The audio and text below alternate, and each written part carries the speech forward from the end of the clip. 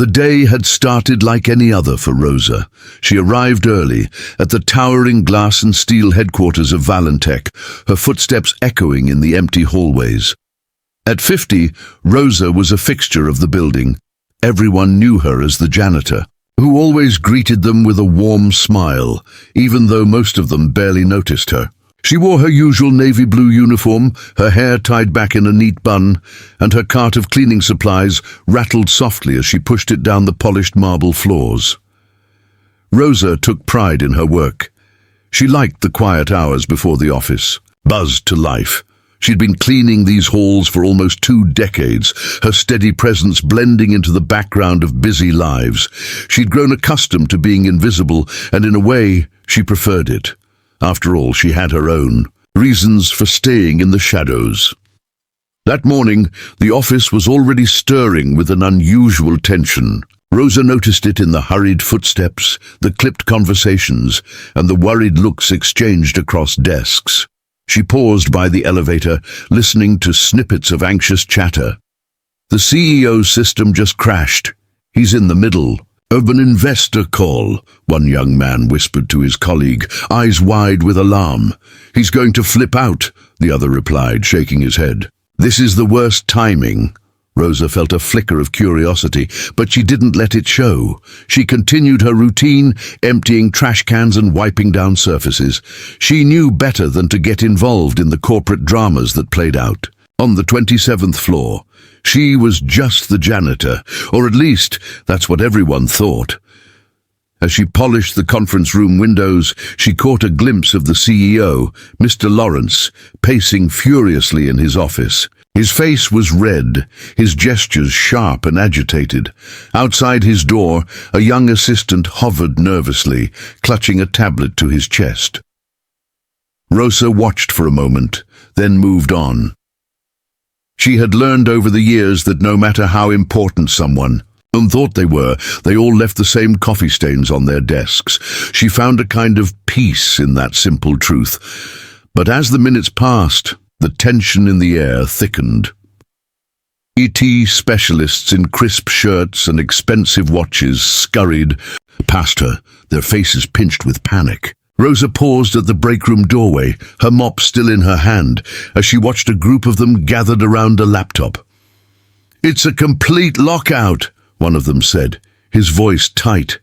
"We've never seen anything like this before. It's like the system is fighting back. Can you fix it?" another demanded.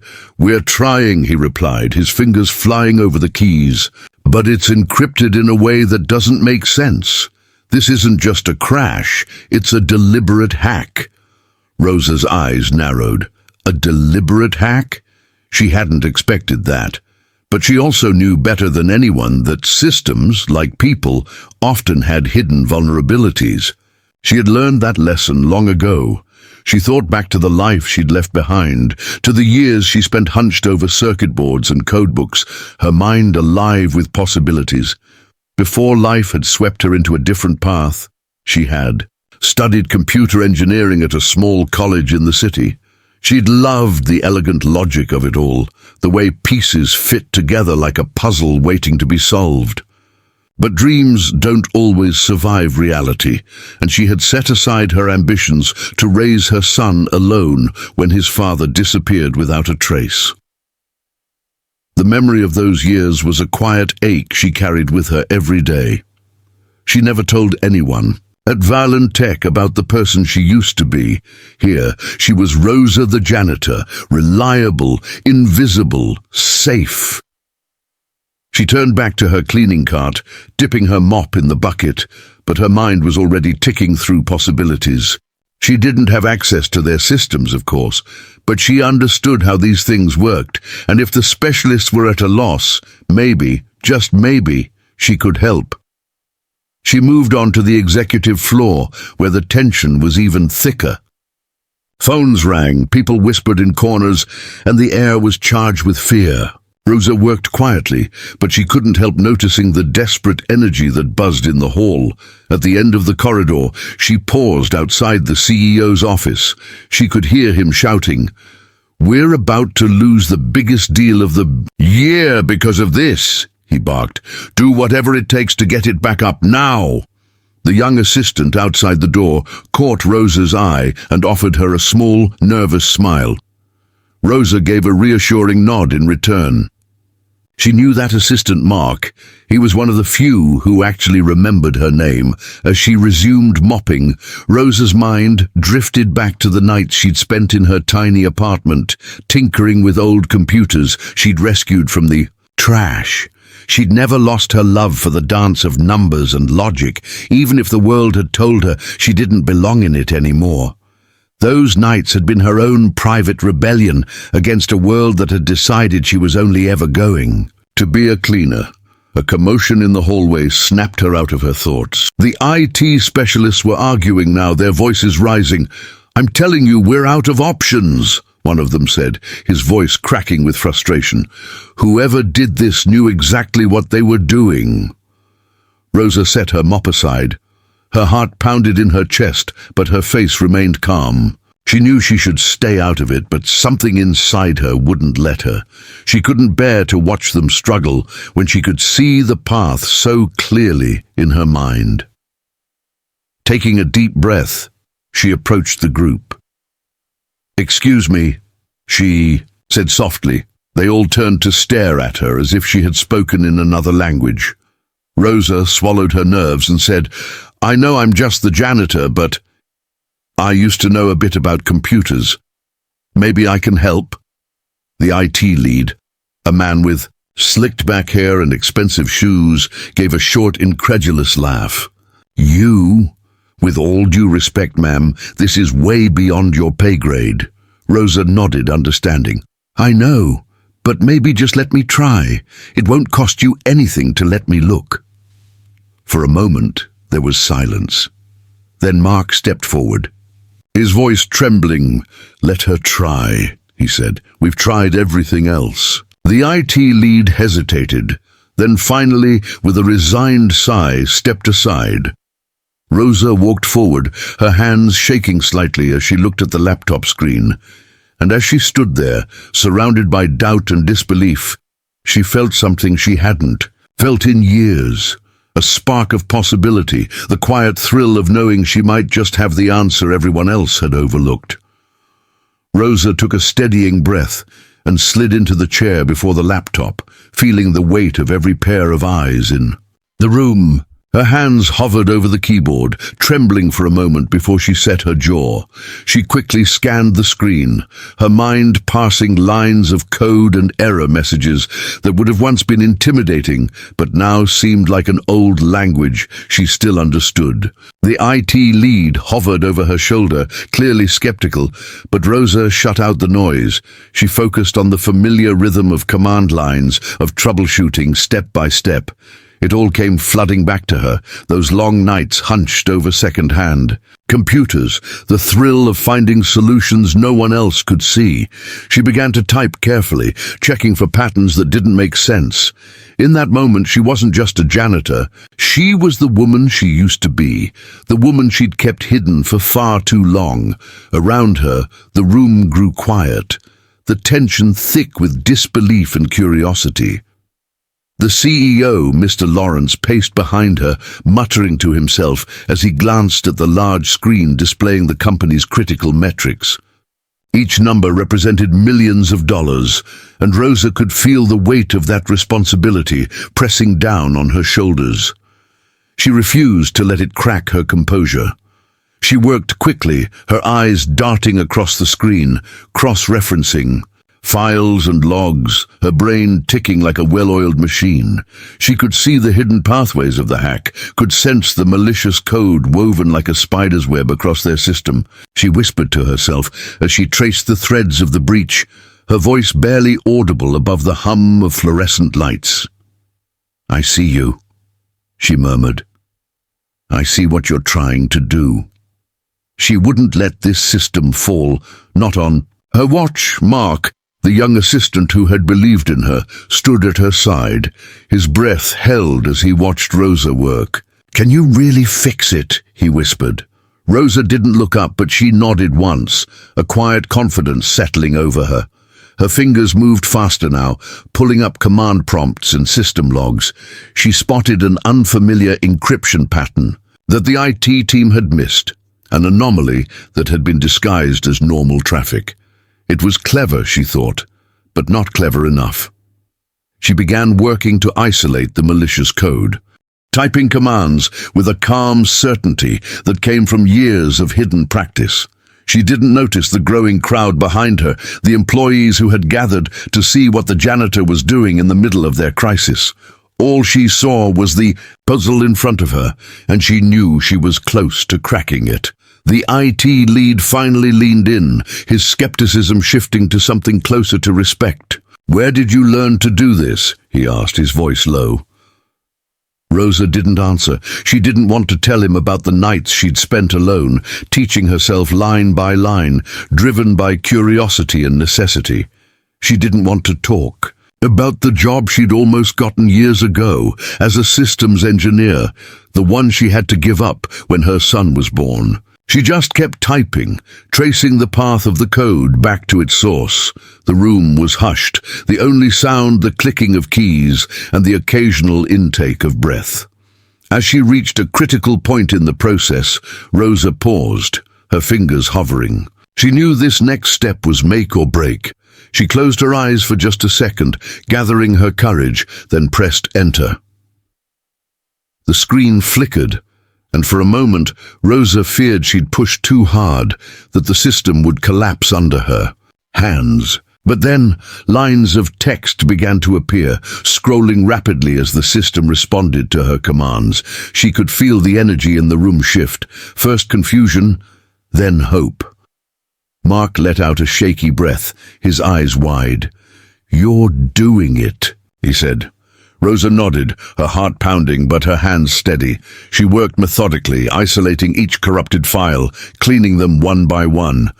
With each success, the system's health improved, the metrics stabilizing on the CEO's big screen. Rosa's mind was a quiet storm, her thoughts focused entirely on the task. She felt alive in a way she hadn't for years. This was who she was, she realized. Not just a janitor, not just a woman who cleaned up after others. She was a problem solver, a protector. Finally, after what felt like hours but had only been minutes, Rosa leaned back, her fingers leaving the keyboard. The system was stable. The CEO's metrics blinked green. The critical call data recovered and flowing again. A stunned silence filled the room as Rosa looked up, her calm eyes meeting Mr. Lawrence's. He stared at her as if seeing her for the first time. "You did it," he said, his voice soft, almost reverent. Rosa nodded, feeling the weight of the moment. Around her, the IT specialists exchanged glances of amazement, their earlier doubts washed away by the undeniable results on the screen. Mark was beaming with pride, his smile wide and genuine. Rosa stood slowly, brushing off her uniform, feeling the rush of adrenaline slowly fade. She'd done what she had come to do. She'd saved them all, in a way none of them had expected. Rosa stood there, breathing heavily, as the weight of what she'd accomplished slowly settled around her like a warm blanket. The CEO's eyes were still locked on hers, a mixture of disbelief and wonder in his expression. How did you know how to do that?" he finally asked. Rosa hesitated for a moment, then gave a small shrug. "I used to work with systems like this a long time ago," she said simply. She didn't want to get into the details, the years she'd spent studying, the dreams she'd put on hold to raise her son, the quiet nights spent tinkering on battered computers no one else wanted. Those things were hers alone. But in that moment, standing in the middle of the bustling office with everyone staring at her, she realized that she no longer had to hide that part of herself. She was more than the janitor they saw every day. Mark was the first to break the silence, his voice bright with excitement. "Rosa, you saved the entire company today," he said. A ripple of agreement spread through the small crowd. Even the IT lead, who had doubted her just moments before, stepped forward and gave her a respectful nod. "I underestimated you," he admitted. Rosa gave a small, self-deprecating smile. "Most people do," she said softly. But there was no bitterness in her voice, just a quiet acceptance of the way life had shaped her. She picked up her mop, the tool that had defined her in this place for so long, and gave it a thoughtful look. It was strange, she realized, how easily people fit others into neat little boxes. She had been the janitor for so long. It was as if everyone had forgotten that she had a mind and a past, and a future too. Mr. Lawrence cleared his throat, his expression shifting from shock to something more thoughtful. "Rosa," he said, his voice firm but kind, "we need someone like you on our team, officially." Rosa blinked in surprise. "Sir?" she asked. He stepped closer, lowering his voice. "I've seen enough to know that your talent is wasted on mops and buckets. We're always looking for people who can see what others miss. People who can do the impossible. If you're interested, I'd like to offer you a position in IT. You wouldn't have to hide who you are anymore." For a moment, Rosa couldn't speak. Her whole life, she'd been told that her dreams were unrealistic, that her place was in the background. And now, here she was, being offered a chance to step into the light. She swallowed, her heart thudding in her chest, and managed a small smile. "I'd like that very much," she said. The room seemed to breathe a collective sigh of relief and admiration. Mark was grinning like a child on Christmas morning, and the IT team looked at her with a new respect. Rosa felt a swell of pride, but also a quiet humility. She knew how rare this moment was, and how hard she'd worked even in silence to be ready for it. She put her mop back on her cart and gave it a gentle pat, as if to say goodbye to a role that had kept her grounded for so long. Then she turned back to Mr. Lawrence, her shoulders straight, her chin lifted just a little higher. "Where do you want me to start?" she asked. Mr. Lawrence gave her a small smile in return. "We'll set up a meeting this afternoon," he said. "For now, take a break. You've more than earned it." As she left the office, the hallway that had once felt so narrow and confining now seemed to stretch open before her, full of new possibilities. She walked past desks where people had once barely looked up from their screens, and now they watched her with wide eyes and nods of respect. Mark walked beside her, his face still lit up with excitement. "I always knew there was something special about you, Rosa," he said. Rosa chuckled softly. "Thank you, Mark. That means a lot." She thought about the years she'd spent, trying to make ends meet, the dreams she'd buried under practicalities and responsibilities. And she realized that maybe those dreams had just been waiting for the right moment to bloom. She paused at the break room, the familiar smell of coffee and warm pastries drifting in the air, and took a deep breath. Today was the start of something new. She found a quiet spot by the window where she could see the city stretching out below. The sunlight glinted off the glass buildings, and for the first time in years, Rosa felt like she was part of it all. She pulled out her phone and dialed her son's number, her fingers shaking with excitement. "Mama," he said when he picked up, "how's work today?" Rosa smiled, her eyes shining. It's different," she said, her voice warm with hope. "I think I'm finally going to get a chance to do what I've always wanted." Her son was silent for a moment. Then he said softly, "I'm so proud of you, Mama." Rosa closed her eyes, letting his words sink into her heart. "Thank you," she whispered. She ended the call and slipped the phone back into her pocket. Outside the window, the world felt wide and waiting, and she was finally ready to meet it.